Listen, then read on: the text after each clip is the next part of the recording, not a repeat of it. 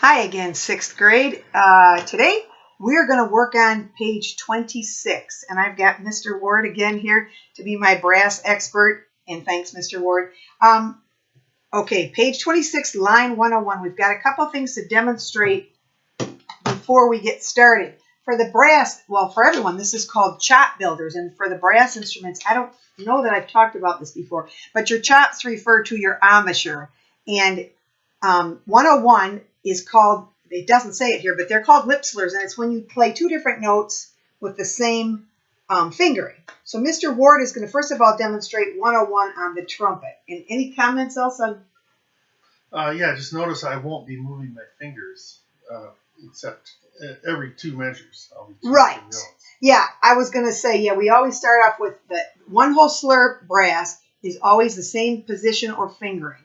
And then every time you switch to a new slur, the second, like for brass, the first two measures, open, or trumpets and baritones. Second two measures, second valve or second position. Third two measures, first valve or third position. And then the last two measures is when you change. So here's Mr. Ward.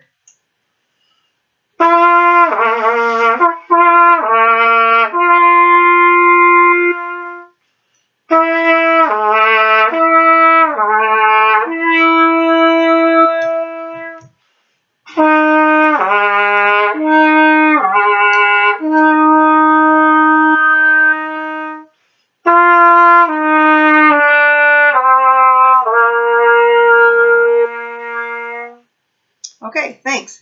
One more thing I want to demonstrate, percussion. Look at Mr. Ward found some actual snare sticks. I'm excited. 101, I was going to play really quickly. Just watch the sticking again. It does get slightly complicated in the rhythm. So the counting, I'm going to play it, but probably not count along. But here we go. So I'll try. This is 101 for percussion. 1 and a 2 and a 3 and a 4 and a 1 and 2 and a 3, 4 and a 1. Whoops. And measure 3. Notice we've got some paradiddles in there. Measure 3 starting on left. Wait a second. I'll do one more time. Measure 3.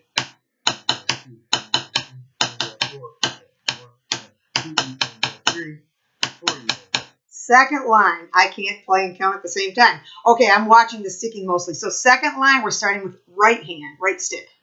1 E-N, 2 E-N, 3 E-N, 4 E-N, 1 N, 2 E-N, 3, 4 E-N, 1 E-N, 2 E-N, 3 E-N, 4 N, 1 N, 2 E-N, 3. There we go. Thanks, Mr. Ward. All right, so we're going to play line 101. Here we go. Ready?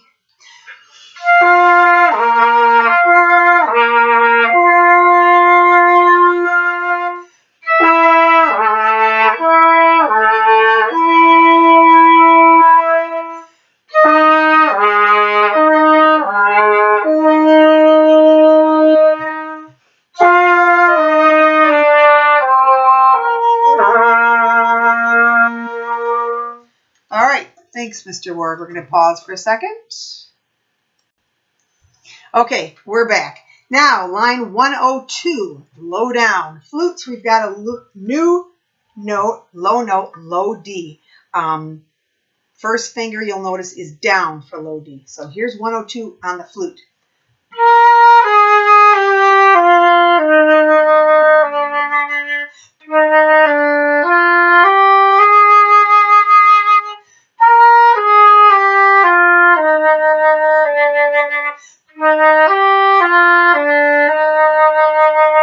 If your notes don't come out on flutes, make sure you're, we kind of call this the octave key. First finger's down. That's low D is the same as high D except for this first finger.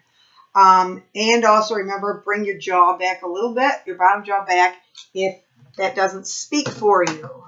Next, clarinets 102. You've also got some low notes. I don't want to lose my page here. Here we go. Clarinets, you've got low E as your new note.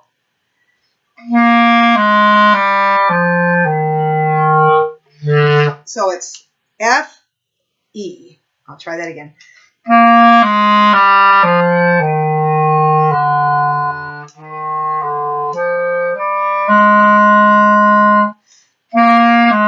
I should stand up. There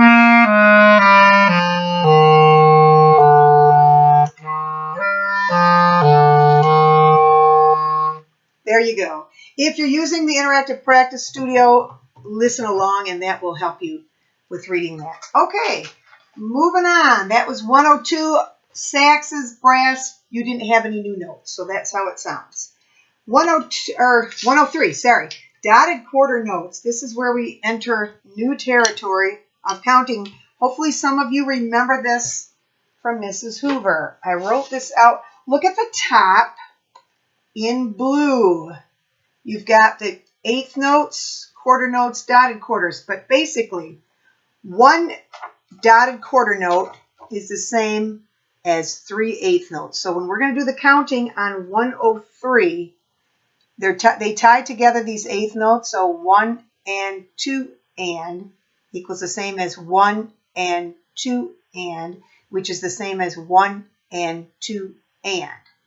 I'll leave this up so you can look at that for a second. It's the same as what's in your book.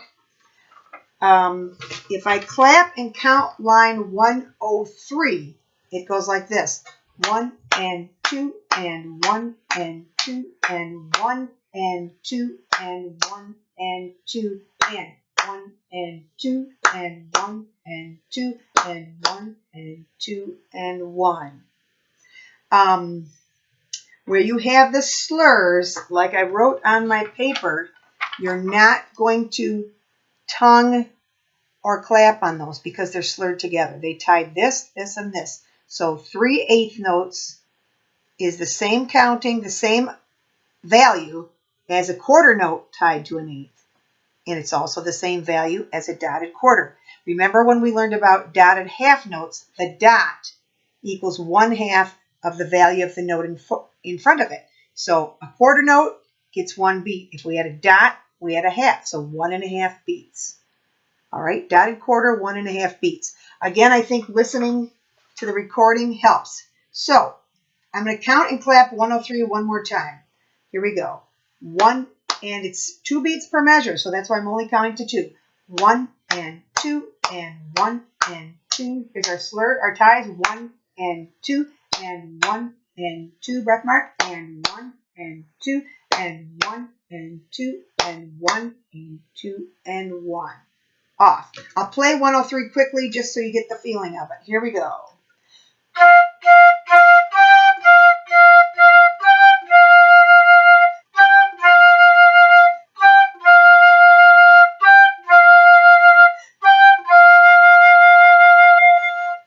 Also, what helps you to learn these note values is playing music that has the same note value in it. You should know this one. Yeah, I'm gonna skip down and play 105 really quickly, Ronde, and we're gonna go back up to 104. So listen to 105. Here we go.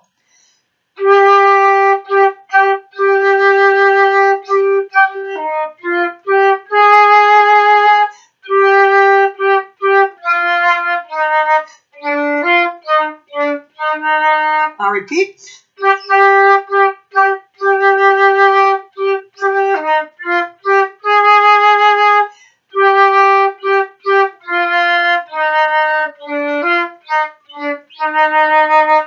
Again, if you've got an adult, older sibling who has played an instrument, they can also help you with dotted quarters if this is still confusing. Or send me an email. All right, going back to 104, Alouetta. You all know this tune. You could look up the words to Alouetta if you want. They're slightly creepy, but I think this is the one. Pretty sure it is. Anyway, normally I read it, but I don't want to read it today. Look at the top terms and symbols in the yellow here. Da capo al fine, or the abbreviation is DC al fine. You'll notice at the end of the first line of this Alouetta, I don't know how well you can see this, we play along, we see fine. Fine, we see up at the top, it doesn't say, but fine means finish. It's Italian for finish. But first time through, we play the first line, we keep going. We play the second line. We get to the end. It says DC al fine. DC means go back to the beginning. It says it right up here. So DC, go back to the beginning, al fine, and play to the fine. So what I'm going to do is play this line, play the second line, D, C, Al fine, go back to the beginning, play this line again, the top line, and stop at fine. You'll recognize this tune, so I will play this one, 104, Alouette.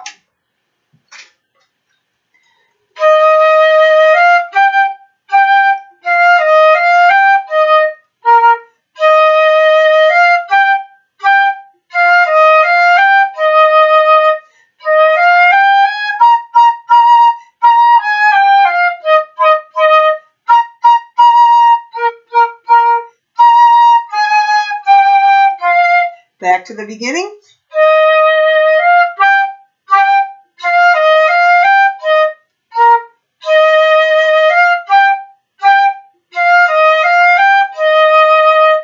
Another thing to think of when you're playing a dotted quarter note is to think of, once again, 3/8 notes. There's 3/8 notes counted in this dotted quarter note. Maybe next time I'll have more visual aids here. All right, hopefully that makes sense. Moving on, 106, private lesson. I'm going to play the flute line. Flutes, we have the alternate fingering for B flat. I will be honest, I hardly ever use it, but instead of the long key, you use the little one to the, I guess that would be the left of that. That way you can play B flat like this instead of like this. Our normal fingering for B flat, I think you can see that, or you pick this finger up and add this button key. And it's useful, like I said, I use it every now and then, but not too often. I will play 106 for you. I think, yeah, that's the only new notes we have. 106 flutes.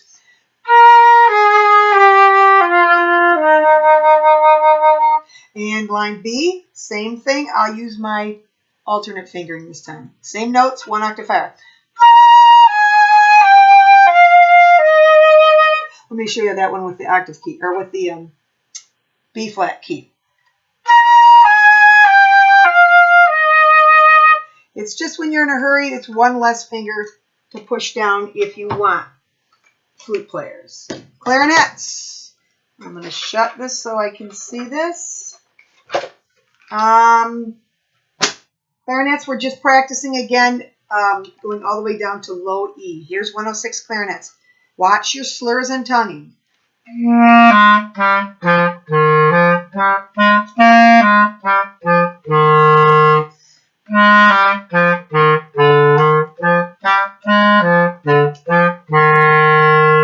I'm skipping the slur for now. Saxes, you've got new high notes. Sorry, I don't have a saxophone here at the moment. Mr. Ward says he found one in the basement. Once I get some reeds, I could play sax for you. But saxes, just watch your fingerings for your new notes. A, B natural, C up at the top. It doesn't look confusing at all. A, 2 fingers, B, 1, C, O, C, middle finger. Just like your low note. So, new notes, it hopefully isn't too hard for you. We have the brass, which I'm going to call Mr. Ward in again for a minute. But first, I'm going to play the percussion. 106, you've got what's called a 9-stroke roll. So look at 106. It's 1 E and a 2. Okay, 4/16, and everybody can learn from this. 1 E and a 2. 4/16 equals 1 B. When we get to the second spot, the second group of 4/16 percussion, you can't see this. We've got the multiple bounce stroke with the Z. So it sounds like this. Here's the first measure. So you notice that the each stroke is 2 bounces. So listen again. And then measure 2, they show you how that will normally look like when you have a roll. It's just a quarter note with a bunch of, I guess you'd call those hashes or beams. I'm not sure what the correct term is. Anyway, listen again. So, starting at the beginning.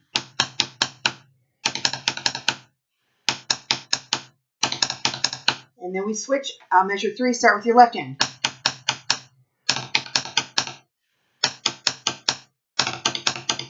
Okay?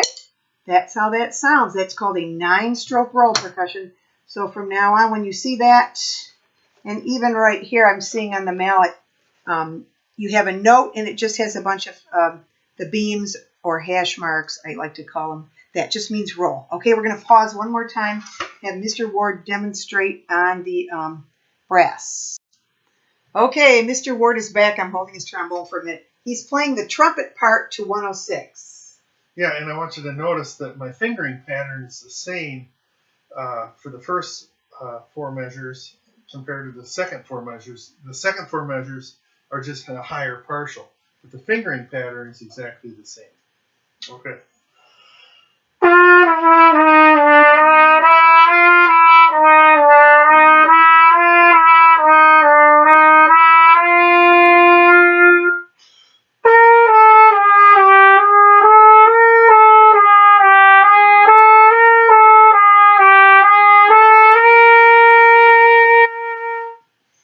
And if you need to breathe in between any of those, you can. I just did it all in one breath, but if you need to breathe, go ahead. Absolutely. I always preach that. Okay, and thanks, Mr. Ward. Now he's going to play the trombone part to 106, and we're going to switch instruments here. And this is the glissando. Yay, trombones. Okay. I'm going to change the room. Okay. Watch you slide. And notice I won't stop the air. It's as if I'm playing 3 whole notes in a row. I'm not stopping to breathe. All